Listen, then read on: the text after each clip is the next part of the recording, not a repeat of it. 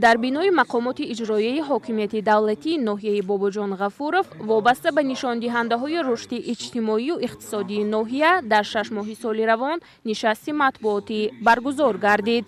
اطلاع داده شد که در این دوره در ناحیه 16 کارخانه نوی صنعتی به فعالیت آغاز نموده، شماره کارخانه‌های خرد و میانه به 187 عدد رسیده است. حجم استحصال محصولات صنعتی در 6 ماه سال روان به 1 میلیارد و 771 میلیون سومانی برابر گردیده، سرعت افزایش 91.9% را تشکیل داد. به حالت 1 ایول سال روان در ناحیه بابوجان غفورov 5 لایحه سرمایه‌گذاری دولتی عملی گردیده ایستاده است و در دایره آن 10 میلیون و 618 هزار دلار کارها اجرا شده است. عین حال در ناحیه کارهای ساختمانی در 15 بناهای استقامتی از 5 آشیانه بالا آغاز گردیده، مطابق طلبات ماده 15 کودکس شهرسازی جمهوری تاجیکستان قسم نقشه مفصل مرکزی ناحیه تهیه و تصدیق گردیده است. گفته شد که با نظرداشت امکانات موجوده تا جشن 35 سالگی استقلال دولتی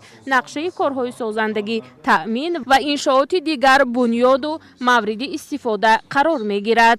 در نیم ساله اول سال 2025 در ناحیه بابوجان غفورov وابسته به بلند برداشتن کسبیت آموزگاران چاره‌های ضروری اندیشیده شده. در این دوره 619 نفر آموزگار از کورس تکمیل اختصاص گذرانده شدند و با نظرداشت افزایش اهالی و زیاد گردیدن کودکان سنی تا مکتبی در ناحیه بابوجان غفورov مؤسسه‌های تا مکتبی نوروز برای 200 نفر و بهار برای 180 نفر کودک ساخته به استفاده داده شد.